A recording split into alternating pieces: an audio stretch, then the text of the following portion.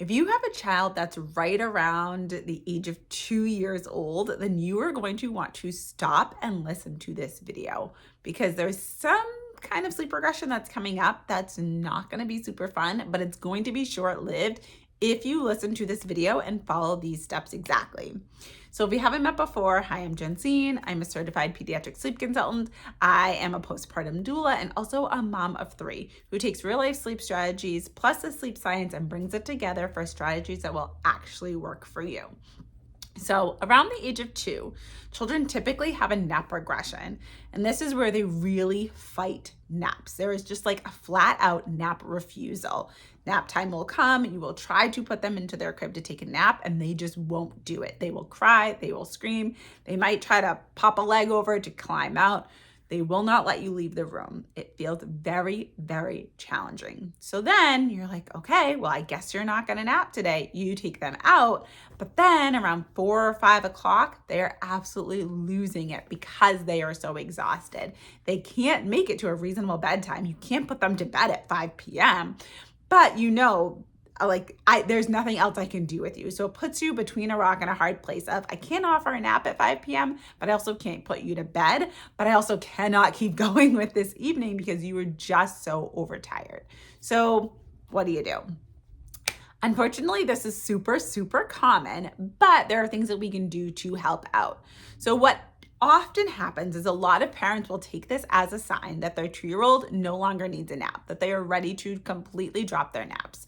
So they stop offering the naps. Their evenings are really, really tricky, and they figure, okay, this is just a transition that we have to push through until they're ready to be awake for the entire day, and then maybe we do bedtimes a little bit earlier.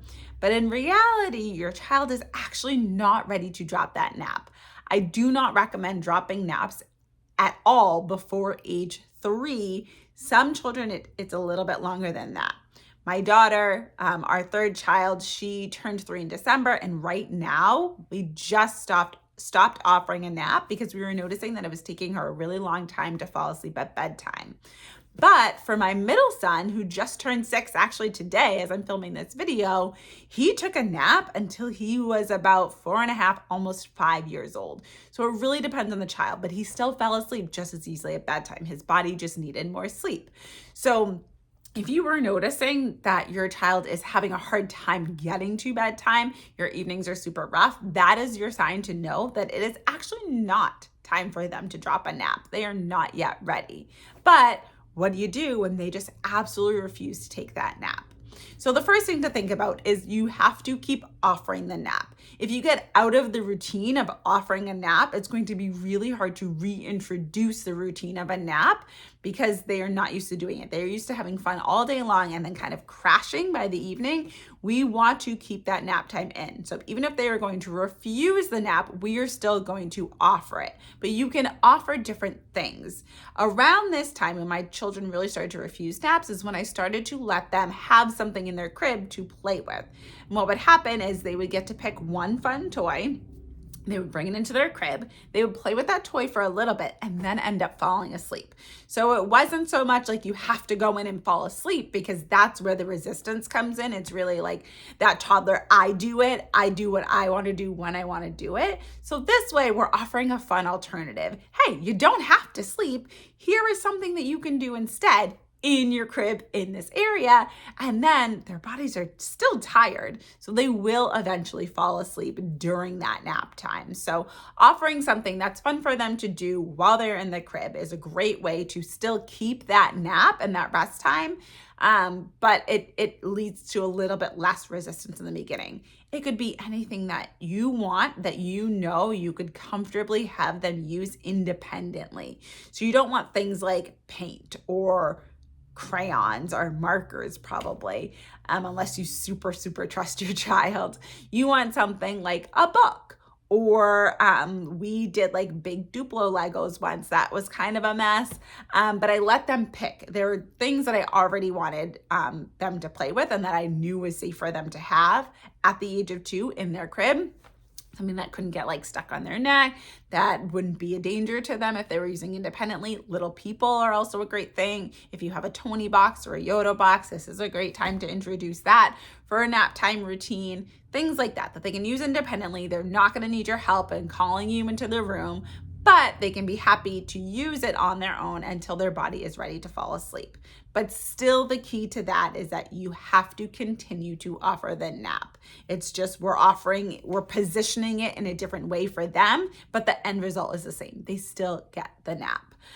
Something else to think about is really like their wake up time. Does that nap need to be adjusted? On the weekends, does the nap need to be pushed back a little bit so they're building a little bit more sleep pressure? Do they need to do more activity in the morning to build that sleep pressure for their regular nap time? Really thinking about, okay, what happened in the morning? Did we have a nice slow morning?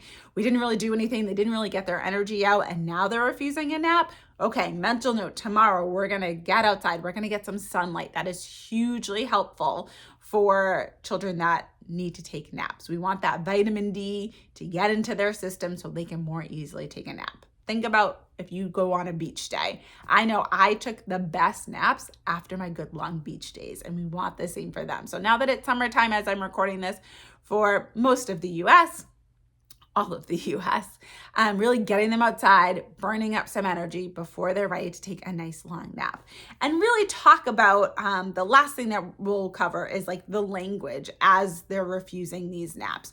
You really want to talk about how good the nap is going to be, what it's going to do for their body. You don't want to say, I'm sorry you have to take a nap. I know this isn't fun for you to take a nap. Things like that have more of a negative connotation, or even your kind of vibe and response to their nap. You don't want it to feel like this is a burden on you, that you're upset about having to put them down for a nap, because they're going to pick that up. If they're refusing and it's a stressful time for the family, that's really hard, because they're going to pick up on that stress and feel like something is wrong and I shouldn't nap. We're in danger. Something is going on and I need to be alert. It's not the time for me to fall asleep. So really your attitude towards the nap is also going to make a big difference. If you're just indifferent, you're just factually saying it is now time to take a nap, that is going to take you a lot further than if you're very emotionally charged around that nap.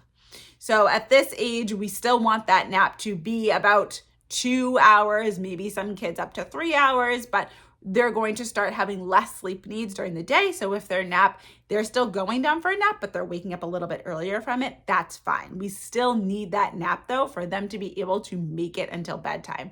They're not ready to go a full 10, 12 hours without any sleep during the day. It's just not possible for a 2-year-old. So again, this can set at any time around that second birthday. Some kids, it starts as early as like 20 months. Some kids, it delays until closer to like 26, 27 months. But really, if you have an almost 2-year-old or a just turned 2-year-old, make sure that you watch this video, save this video, keep the link, comment so you can come back to it so you can remember these strategies, and do not get rid of the nap. Keep the nap until at least age 3. Thanks so much, and I will see you in the next video.